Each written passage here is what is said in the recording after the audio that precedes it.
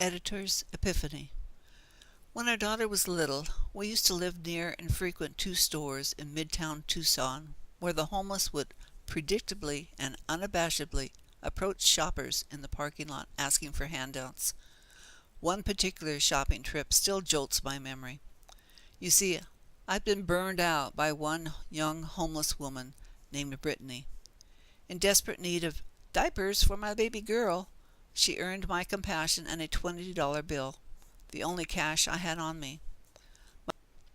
My little girl at my side, I observed Brittany immediately hustle across the parking lot to proudly flaunt my bill to someone in a car, and moments later she returned to her post outside the store, instead of going shopping with my gift for those necessities. We drove back and questioned her about why she was back begging for more when I'd given her $20, and why she didn't go buy those diapers, but Brittany refused to answer. Instead, she cast her glance to the ground, guilty as charged. I encouraged her to get back into church and asked her to promise me that she'd do that. She told me she would try. Suffice it to say, I lost faith in helping the homeless. More than that, I hardened my heart toward them.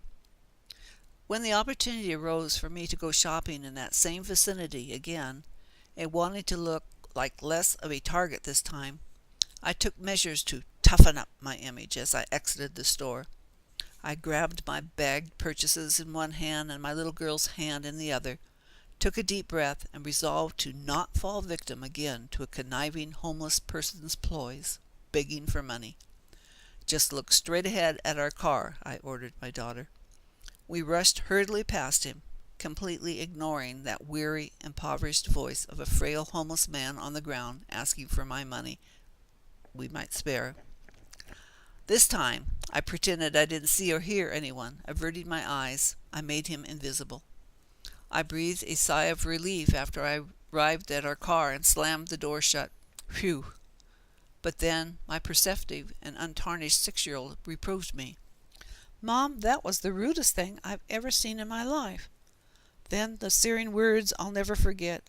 "You didn't even look at him or answer him. That is the least you could have done."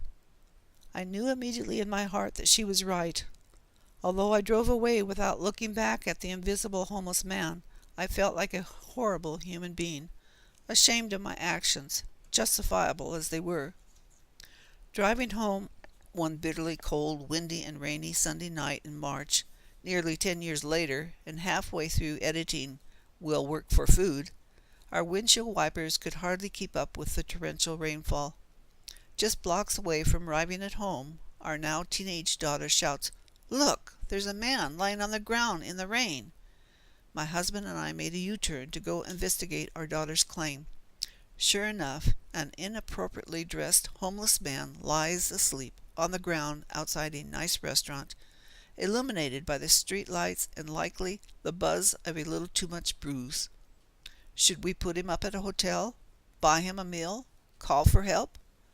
Questions flood our car while the pouring rain envelops his slumped-over body. We pull up next to him and yell out to him through our window to see if he's okay and to ask what his name is. Dan Bob replies that he is used to sleeping in the rain and tells us he will be just fine. "Don't worry about me," he quips, making a joke about getting a good shower. So after many attempts to offer our help, he refuses. We reluctantly drive off to our warm, dry home just blocks away, to the delicious smell of homemade vegetable beef soup, and the thought of Dan Bob's situation consumes me, and I can't eat. A gnawing sensation eats away at my gut. Images of Dan Bob's drenching, wet, shivering body lying out in that frigid rain, without even a jacket, sickened me. But he said he'd be okay, I tell myself. He's just drunk or on something.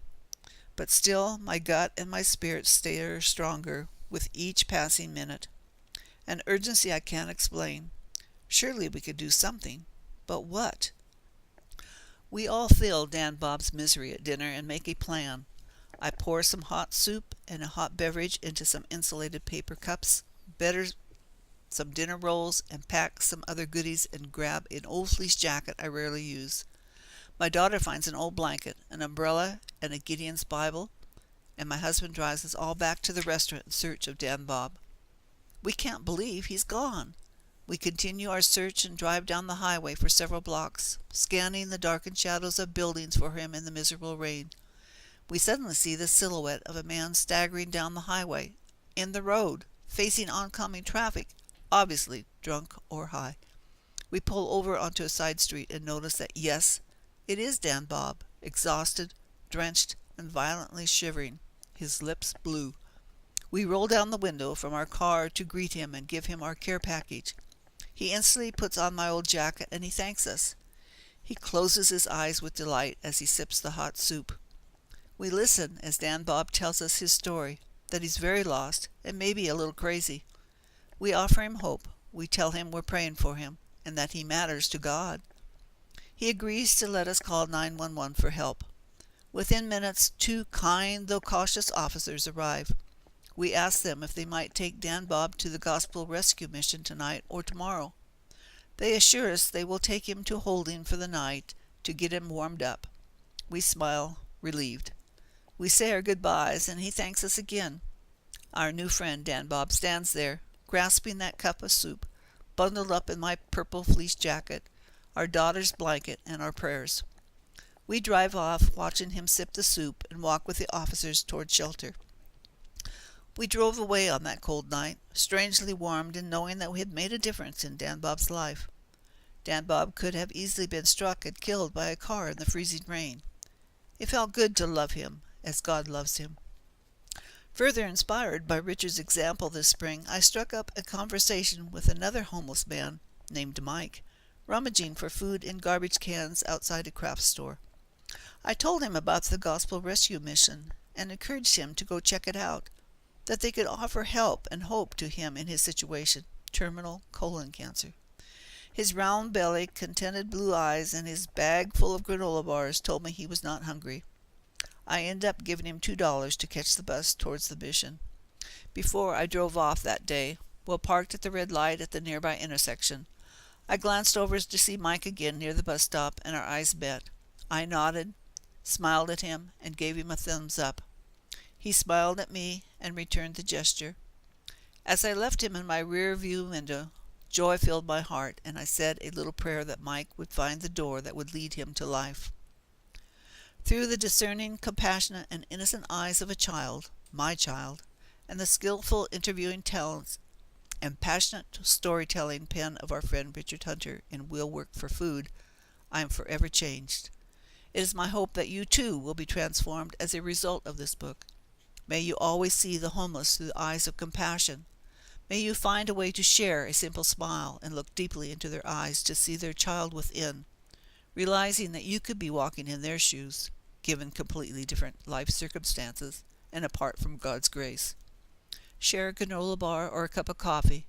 Give him the peace sign or just tell him that God loves him. The homeless person is, after all, created by God and in His image. May we follow Richard Hunter's powerful and humbling example to infuse light into the darkness and use our hearts as well as our hands in so doing.